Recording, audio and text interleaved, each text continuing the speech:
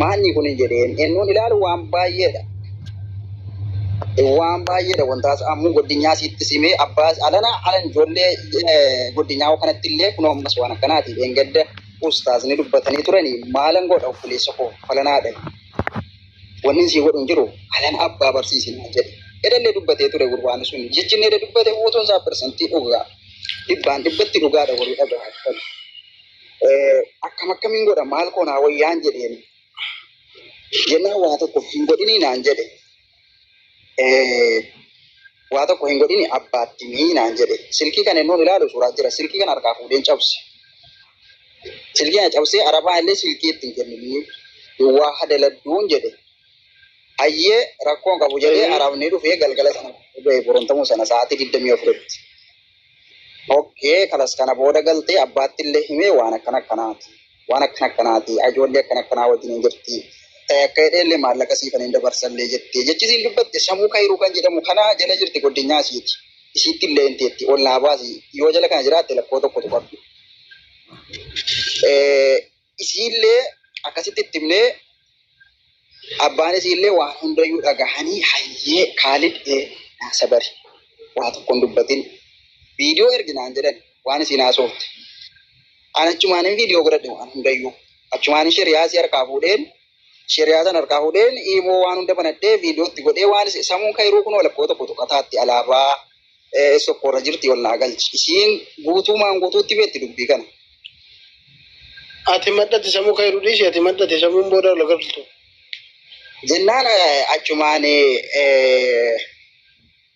achumaan lakkoofsa shiriyaa fuudheen immoo banadhee abbaa isiitti illee ergee maqaanu nyaatte dhiif. Minaamin naan jedhaa dhaqanii mucaan kun egaa ergii asii baatee rafshaadhuma qofa. Wallaahi warabbal kaaba rafshaadhuma qofa. Adana wannan godhu dhabeen mana dhaqe mana araba bira dhaqee maanni wanta akkanaa jedhee arabni silkii sanallee duddubbaan arabatti kennattee arabni deebise ergii deebise natti fide. Qoyaan tokko ummato manni isin keessatti wal keessanii jirtan godhi mana keessani mana caalee injii birrii 600 kennamedha.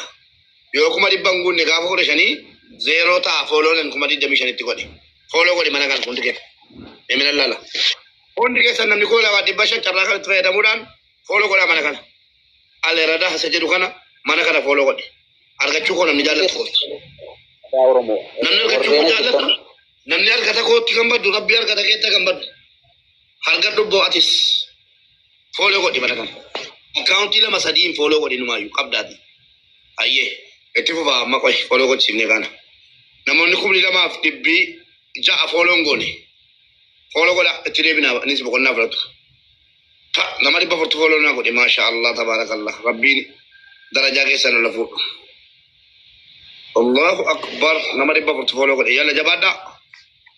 Dafaa kana nama 400 qofa nama 2,200 share godhi fooloo naa godhi bana kana. Torbaatama naa fagan. Utuu namni kun hundi fooloo godhe torbaatama naa kana. Kuma soddoma immoo viidiyoodhaan man finne. Jabaadhaa ka mana kana fooloo godha alaladaa jedhu kana. Warra gastiirra fooloo godhi hin duutu. Daddafi jallicha xumurra. Fooloo godhi. 500 wajjin ta'uu qaba amma. Hayyee akkasi. Hundi keessan fooloo godha hayyee itti fufi. Hayyee akkuma sanatti mucaanii bakka akkuma sanatti akkasii baate maatiidhaaf illee viidiyoo ergee maatiin illee dubbannee fi daminaamini jedhanii hayyee haadha gorsitu. Waan hundayyuu yoo haati gorsitee haadhaan bultii shamarranii naan jedhe abbaanis. Okkee haa yaadeen maatiinis. Abbaatti dabaltee waa isii himte jechuudhaati. Abbaa bakka jiru kana argitanii bakka jiru kana fooloo godhi warri biloo keessa jirtus asiin na argatta kana booddee kan hojiiti. Fooloo na godhi. Narginu itti jala deemte. Fooloo na godhi kunoo amma gattukaadde koo gattukaatti fooloo ida'uu balleessaa kunoo ida'uu kana. Ida'uu kana balleessaa kunoo ida'uu argaartu miti ida'uu kanatti bu'a. Waasachi gochuun qabu ida'uudhuma kana xaq godhaa. Namni 2,200 ishii dubbadhu. Achi maatii si qaqqabsiifne maatiinis illee kalas dubbii kana gorsanii bakka waan akkanaatti hin deebiin minaamini jedhanii dhiisanii isiin amala ishii nama dhiisuu miti siqachiqee ishii itti fuftee alanaa minaamini yottee bakka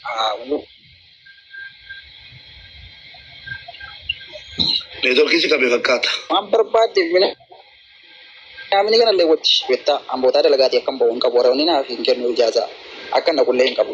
Haala namarra jabaate marra aakirshii jabaatee waan hedduu haala waa hedduu dhagee marra aakirti dhaqee silkiin isiisa qajeelillee geessee arabni natti fidennaan geessee itti kennee ayyajii ture waan akkanaallee hin godhini waan akkanaa waan sirraa eegamu miti waan sirraa barbaadamu miti waan akkanaa hin godhini namoonni illee waan tanii turani jedheen wardii tokko bitee fi na dhaga'e mubee wardii bitee fi jedhate mubeen hin dhagaara. Sagaleen kiyya ni jira? Hin jire. Sagaleen koo hin jiraa mubee? Jira. Wardii bitee kenneefi jechuudha. Wardii wajjin silkii birri shabakaasiin guuttattullee achitti kenneefiin galgaluma sana dalagaatti deebi'e. Ayyee ergantana hamma diddeeraf shaakaafte diddee balaa taate alani. Jelama fixuu kaatee arabni silkii si qajeelchiise sana astofirillaa silkii qajeelchiise sana riyaala 200 qajeelchisiise. Riyaala 250 achirraa kutate gaafa jiini mindaasii ga'u.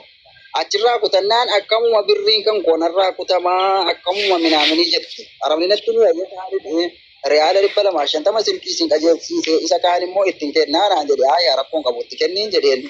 Riyaala 250 inni irraa kutee silkii si qajeelchiise sana irraa kutati balaa bu'ee maatiin si qaqqabee birrii kibbira nyaatee kaalee minaaminii jettee dubbatti. Jennaan araba sanaallee minaaminii bakka alana balaa ta'eera marragaa isa silkiidhaaf riyaala 200 isa too cabsee maaf hin qajeelchisiinu yaa jiitu ani yoon cabsisiifan hin kenna rakkoo hin qabu sanaaf rakkoo hin qabu arabni achi keessatti sabee kutate guyyaatti ji'a dhufte irratti kutate situtti kenne arabni bira hin jiru rakkoo hin qabu guyyaa ji'a eeggadhu gaafan dhufe siif kenna rakkoo hin qabu jennaan ochi minaaminii jechuutti bakka akkasii maatiin dhaga'eera maatii bira ga'eera ani dhaqee alana kalas balaa ta'eera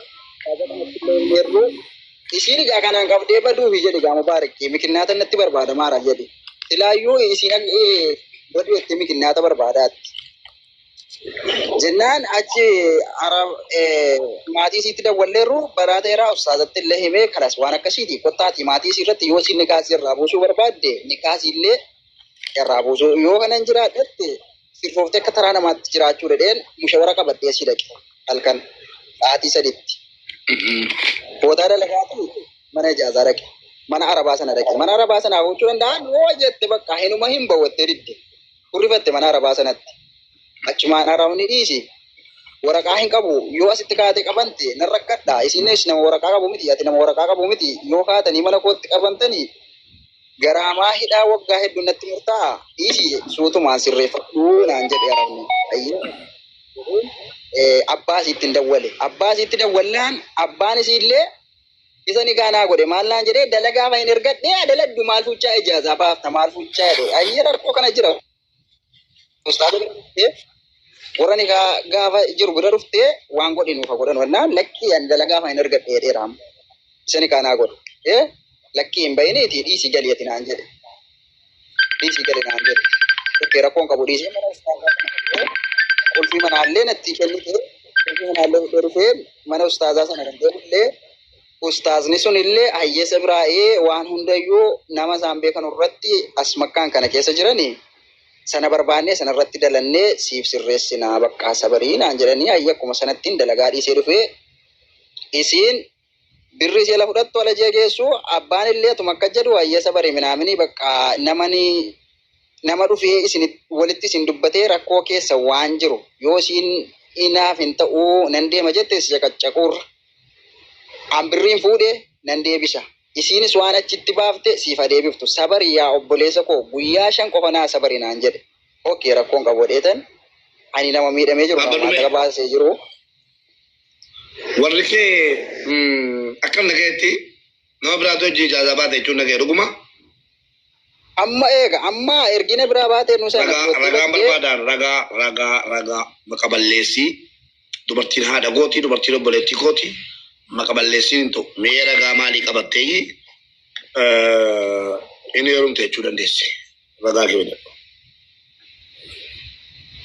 mucaa jaalataa rooni walii galee akkasiin sargii godhachuudhaaf illee waan hunda xumurtee jirtullee mucaan akka inni baasee mana wasiila kootii jira jedhallee nin qabaa isaanillee haasa'ee innillee dhiyaachuu ni danda'a. Amma isa bira jirti baate.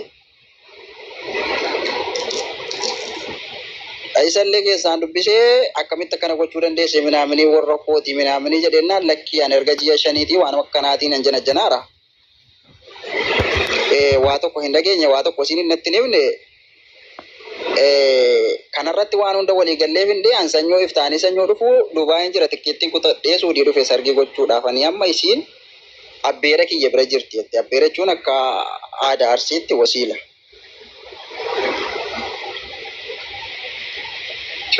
Amma ishii nama bira keewwateenne? Wasiila bira keewwateennaan achi jirti jara bira jirti. Kana achumaan taatota sanatti illee. Siin jaallanne badde malee bareewwan.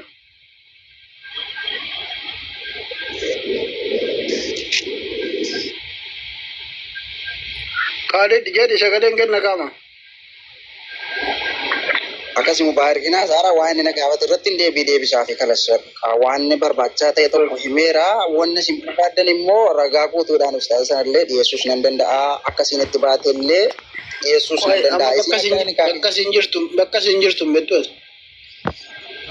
Bakki isin jirtu ijoollee sana isa fuuchuu ka'aaru sana bira jirti. Inni fuuchuu ka'aaru maatiitti dawwalatee maatiin illee booda kanaa imoo sadii fi kallattii na bilookee bade. Erga mucaan achi baqotaa dalagaa sanaa nama bira ergatee ka'e gama hundaan na bilookee bade. Yoo maatiin kan kootti dawwalanii maatii kan koo ennuu waan akkanaa jedhamu bilookii godhee bada. Silkee irratti ijoollee bilookii godhee bada. Lakkoonga makkaa eessa jirtaati jabalumaan immoo shaaraan nuuriin jirti. Ani makkaa shiraayaan jira. Sharaayaa jirti. Kophaa kee jirtaa? Kophaan jira. Ijoolleen amma jiran illee ni jiran garuu. Ati mancoo keessaa eessa? Ani tolee areera ijoollee toleeti mancoodhaan. Eewwa hayyakumullah. Bakka jarri itti baan qofa barbaadadhuuti qabiitum. Kunoo qurbaanii jala kana jira qurbaanii jala jirtu kunoo jala kana jira reediin kan fochuu deemullee jala kana jira kunoo. Qabi xafaxafi. Jiwara karamii jaaru dhugaa rabbi. Lubbuu isin arsiifamu. Ishi. Dhaggeeffadhu obboleessoo. Ragaa wayii qabdaa kan inni ittiin jaallate isin jedhe. Kunoo innillee jala kana jira. Innillee jala kana jira.